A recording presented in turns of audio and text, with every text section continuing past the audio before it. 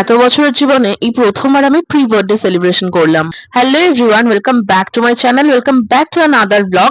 আজকে আমি একটা দারুণ জায়গায় গেছিলাম, তো পুরো ব্লগটা দেখতে থাকো, আশা করি তোমাদের ভালো লাগবে। ভিডিওটা ভালো লাগলে লাইক করে দিও, আর চ্যানেলটা সাবস্ক্রাইব করতে ভুলো না। আর আজকে আমি এই ড্রেসটা পরেছি, ইটস আ স্কার্ট। এই ফার্স্ট টাইম আমি এরকম একটা স্কার্ট পরলাম, যেটা আমি মিশো থেকে অর্ডার করেছিলাম। ঘড়িতে এখন বাজে সকাল 10:30, আর বাইরের ওয়েদারটা একটু জাস্ট তোমাদেরকে দেখিয়ে দিচ্ছি। একদম ঝকঝকে তকতকে আকাশ, পরিষ্কার আকাশ রয়েছে। সকালের ব্রেকফাস্টটা সেরে নিয়ে তারপর আমরা বেরোবো। তো ব্রেকফাস্টে আজকে আমি অনেক অনেক দিন পর পরোটা আর ডিম কষা নিয়ে নিয়েছি, সাথে নিয়ে নিয়েছি কাঁচা পেঁয়াজ। এতদিন পর এই ব্রেকফাস্টটা পেয়ে কিন্তু আমার বেশ ভালো লাগছে। বেরোনোর ঠিক আগের মুহূর্তে আমার মনে হলো যে এই স্কার্টটা পরে না আমি অতদূর যেতে পারবো না, তো তার জন্য আমি আমার ড্রেসটা চেঞ্জ করে নিয়েছি। আমি জাস্ট একটা নর্মাল কুর্তি পরে নিয়েছি আর একটু রেডি হয়ে নিয়েছি, হালকা জাস্ট একটু মেকআপ করে নিয়েছি। এবার তোমাদেরকে বলি আমি যাচ্ছি কোথায়। আমি যাচ্ছি একটা রেস্টুরেন্টে, একটা বেঙ্গলি রেস্টুরেন্ট, যেখানে আমরা অথেন্টিক বেঙ্গলি থালি ট্রাই করতে পারবো। বিকজ অনেক দিন ধরে আমার আর মালিশকার ইচ্ছে ছিল যে আমরা একটা বেঙ্গলি থালি ট্রাই করব, কিন্তু সময় সুযোগ কোনোটাই পাচ্ছিলাম না। তো 26 মে ছিল আমার বার্থডে, এবং 26 মে পড়েছিল হচ্ছে সোমবার। যেহেতু মানডে আমি নিরামিষ খাই, তো তার জন্য আমরা ভেবেছিলাম যেহেতু সানডে আমাদের ছুটি রয়েছে, তাই 25 মে মানে সানডেতেই আমরা বেছে নিলাম যে আমরা সেই বেঙ্গলি থালিটা ট্রাই করতে যাব। সাথে সাথে প্রি বার্থডে সেলিব্রেশনটাও হয়ে যাবে, ঘোরাও হয়ে যাবে। এটা তোমরা এতদিনে দেখিয়েছো ভিডিওতে যে আমি অনেক দিন মালিশকার ঐশ্রীর সাথে বেরোয়নি। ওরও সময় সুযোগ হয় না, আমারও সময় সুযোগ হয় না। তো যাই হোক, আমি এখন চলে যাচ্ছি সোজা কালীঘাট মেট্রো স্টেশনের দিকে। পৌঁছেও গেছে এতক্ষণে।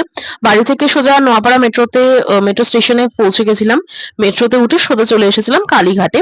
কালীঘাট থেকে 5 নম্বর গেট থেকে বেরিয়ে আমি সোজা এখন দাঁড়িয়ে আছি রাসবিহারী এভিনিউর মোড়ে। যখন বাড়ি থেকে বেরিয়েছিলাম রোদ ঝলমলে আকাশ ছিল।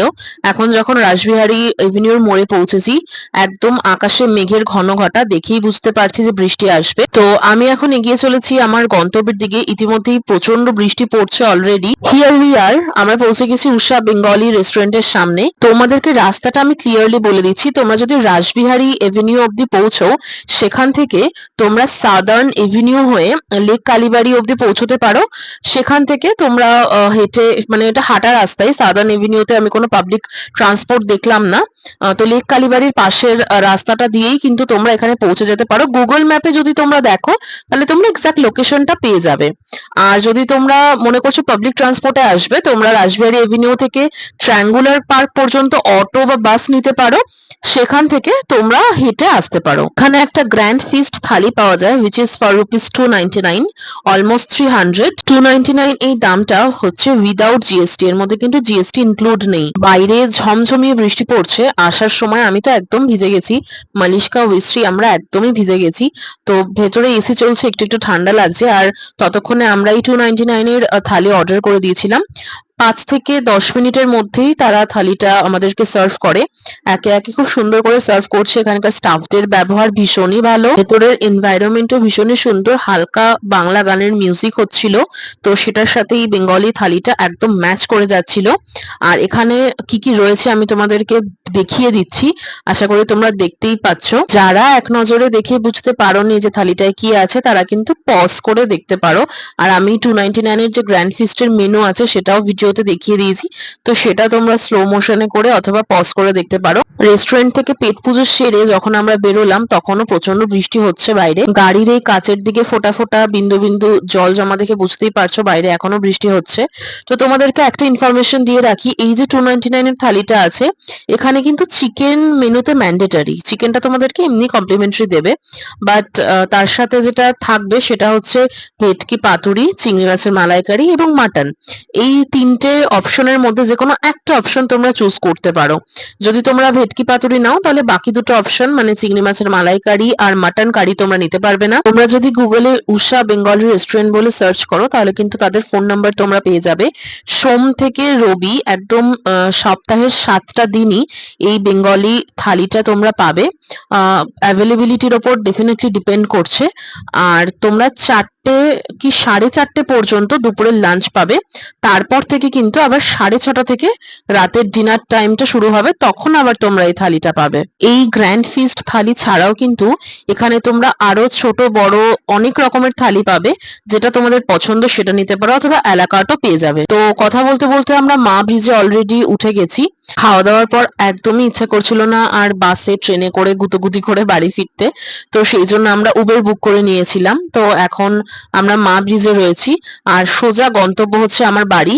আজকে রবিবার, তো আমার বাড়িতে আজকে থাকবে মালিশকা আর ঐশ্রী। তো তিনজনে মিলেই আমরা এখন আমার বাড়ির দিকে এগিয়ে যাচ্ছি, কিন্তু তার আগে আমরা আর একটা গেস্টের বাড়িতে যাব। বিকেল ৫টা মতো বাজে এখন, চলে এসেছি আমরা সঙ্গীতার বাড়িতে। সঙ্গীতাকে তো তোমরা চেনোই, এখানে মালিশকা আর ঐশ্রী বসে আছে। সঙ্গীতার বাড়িতে এর আগের রোববারই আমি এসেছিলাম।